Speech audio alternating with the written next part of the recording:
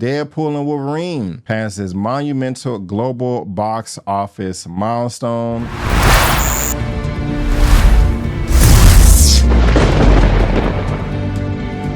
All right, guys, it's that time again. It is that time again. We got to talk about the money. We got to talk about the money. What is going on at the box office? My goodness gracious. Like I said, Deadpool and Wolverine is doing crazy at the box office right now.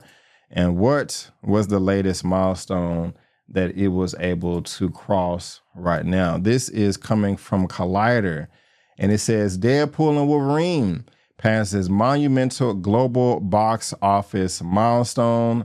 That is what's up right there. Now, having played in theaters worldwide for nearly 2 full months, Marvel's Deadpool and Wolverine smashed yet another box office milestone. The superhero blockbuster has broken numerous records already, cementing itself as the highest grossing R-rated film of all time and the second biggest hit of 2024. But this weekend, it inched closer to challenging the record of a movie that is widely considered to be a cultural touchstone and remains arguably the most acclaimed film to have ever been released by Marvel. With $621 million domestically and another $683 million from overseas, markets Deadpool and Wolverine cumulative global haul has now passed the massive $1.305 billion milestone. The film is on the verge of overtaking the 1.33 time haul of Black Panther, which earned Marvel its first ever Best Picture nomination at the Oscars. Deadpool and Wolverine has steadily been climbing up at the global box office ranking,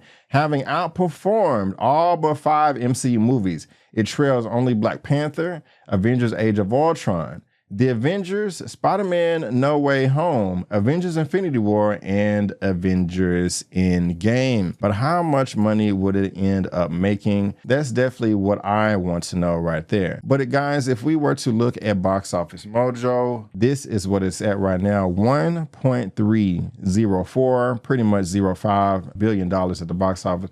Look at that. Look at that right there. Now, Black Panther, that did gross 1.35, and it is, in my opinion, my estimates, it's not going to reach that, and that's fine. It doesn't have to reach that to be successful. The movie is already successful, but a lot of people showed up in the States for Black Panther, and so this one right here is at 1.304. If we scroll down and look what it did for the weekend, it only had a 25% drop. It had a 54, 44, 44, 39, 15, 54, and then 25. I brought in another $5 million. That's impressive. I mean, next week it may bring in another $3 or $4 million. That's just crazy. Look, and here we are by the week. So it is doing fantastic right now. Now, if we were to look at all time, click that right there, top lifetime grosses, and then worldwide. Of course, we have Avatar at number 1 and Avengers Endgame at number 3 and number 2, if I can scroll up. And so that's one Marvel film right there. 2, 3, 4, 5, 6, and 7. So out of all 30 plus 40 MCU movies, Deadpool is number 7. What does this prove, guys? That studios are so afraid to have big budget films that are R-rated because not that many people can go to the theater to see it. There's also just been this myth that Disney is a family company. It's kid friendly. You can't have R-rated content. And not only have we proved that wrong with Deadpool and Wolverine, but we did that. We proved it wrong with Alien Romulus. They did it with Prey. So yeah, you can have R-rated comic book movies with big budgets and they still make money. That doesn't mean you just throw hundreds of $millions at every production and just make everything rated R, and everything doesn't need to be rated R. But this is proof in the pudding right here that you don't need to worry about that. And Deadpool and Wolverine right now, it's at number 23. I think it will pass Frozen at number 22. And I'm confident that it will surpass Jurassic World Fallen Kingdom with everything that it can make in a week or globally.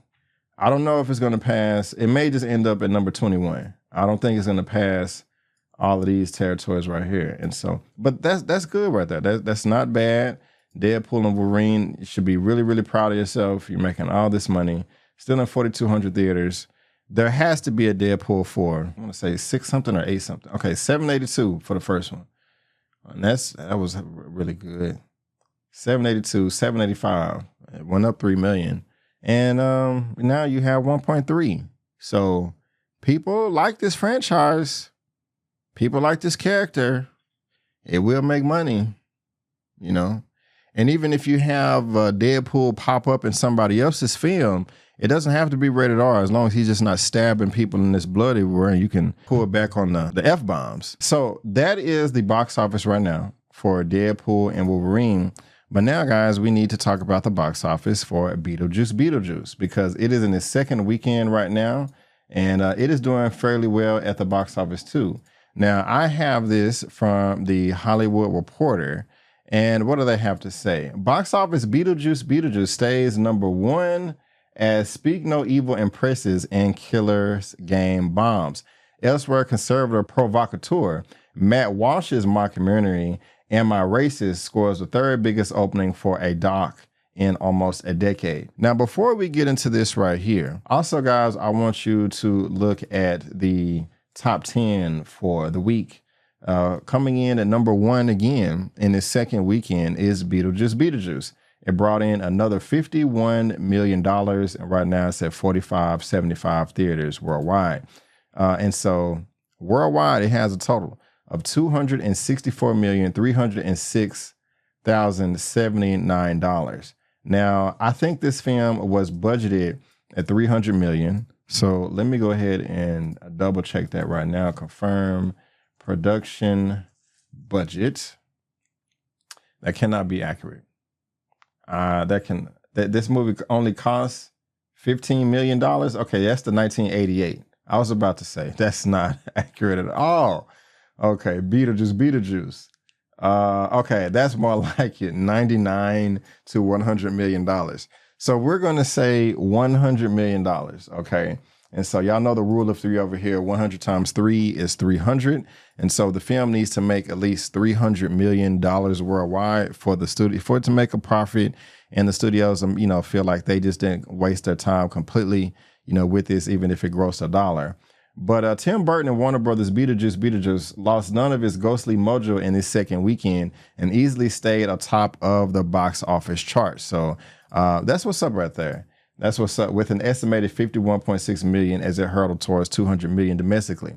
The flick playing at 4,500 theaters domestically fell just 54% for a 10-day domestic total of 188 million overseas. The sequel took in another 28.7 million from 76 markets for a lukewarm foreign tally of 76.3 million. And like I said, $264.3 million globally. And so I didn't see the film. I didn't really care to see it. But if you guys did, let me know your thoughts in the comment section below. Now, Blumhouse and Universal's new horror thriller Speak No Evil was also good news for the early fall box office. The pick opened in second place with an estimated 11.5 million from 3,300 locations against a budget of just 15 million before marketing. The movie follows an American family as they spend the weekend at a plush British estate, only to discover that the host, played by James McAvoy, has a rather sinister side. McAvoy is earning strong marks for his performance. I didn't see this film either. I had an opportunity to, but to be honest with you, it just didn't interest me. And so, you guys let me know what y'all think if you did see it.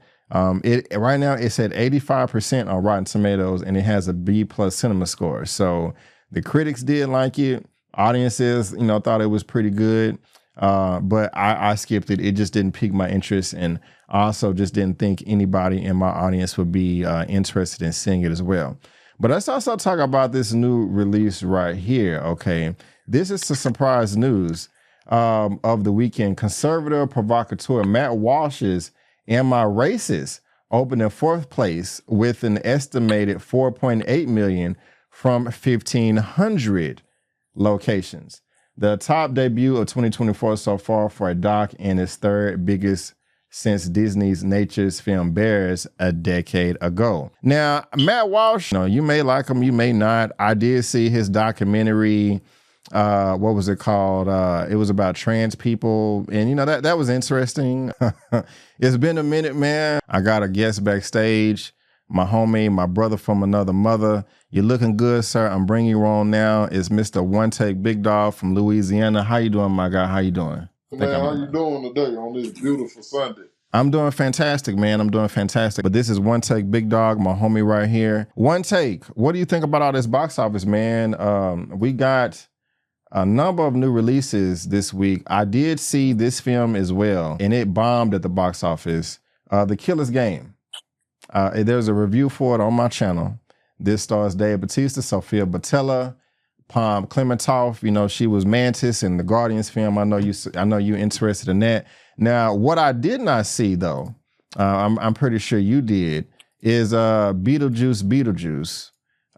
That's at number one. No, yeah, number one at the box office in the second week. So we got Beetlejuice at number one. Speak No Evil at number two. I haven't seen any of these. I know you've seen Deadpool and Wolverine, Am I Racist, Reagan, The Killer's Game, Alien Romulus, It Ends With Us, The Forge, and God's Not Dead, and God We Trust. All these movies, man. I haven't seen The Forge. I haven't seen Reagan. I haven't seen In God We Trust. What on this list have you seen, sir? And, what do you recommend? What do you think about all this box office stuff? Okay, so I've seen Beetlejuice. I saw Speak No Evil. I want to say that was Friday. I think that's pretty much. Obviously, I saw Deadpool and Wolverine. I think that's about. I see The Killer's Game tomorrow morning. Mm-hmm. So I'm looking forward to that. But I'm not. Well, I'm not gonna lie. I would have thought more people would have saw Speak No Evil this weekend, because I thought as I just being in the theater and seeing people's reaction to the trailer, I feel like a lot of people was like digging it and was like talking about going to see it this weekend. But I guess I didn't expect Beetlejuice to have the holdover Beetlejuice to have the holdover that it did. Yeah. But I'm kind of happy that it did, because I did enjoy that film. But I also enjoyed Speak No Evil. I think if there was a movie to see this weekend, if you didn't get to see the early previewing of Transformers 1, I definitely think Speak No Evil was the film to catch this weekend. Already. Okay.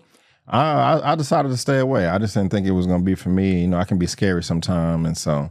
But you recommend it though. You recommend it. Yeah. It's not really a horror. It's more of a thriller.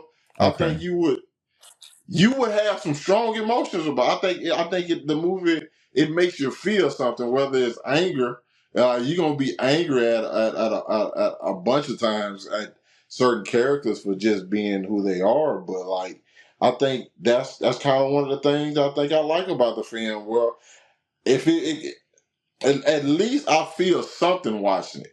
And that's not to say the rest of the movie isn't good, but just the fact that I'm just feeling a sense of emotions while I'm watching. I think that's a good thing, or a good sign for any film.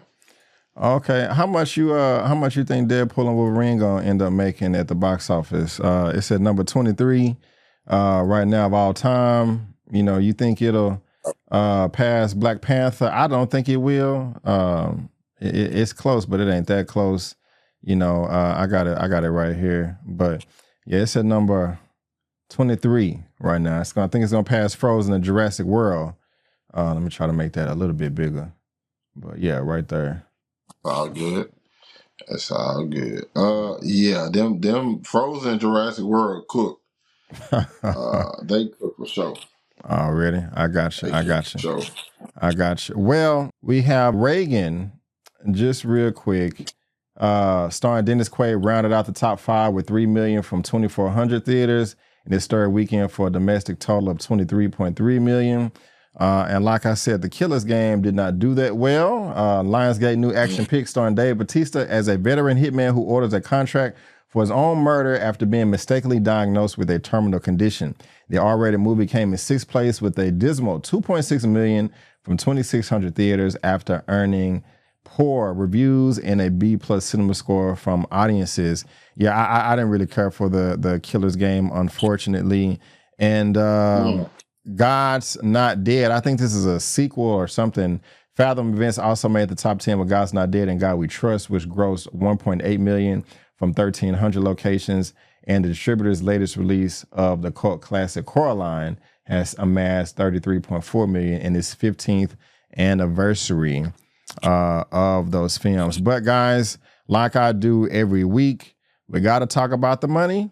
And that is going to be the box office breakdown for this week. Whether you're watching this via live or on the replay, let me know all of your thoughts down below. What was your favorite film that opened this past weekend? How much is Deadpool and Wolverine going to make?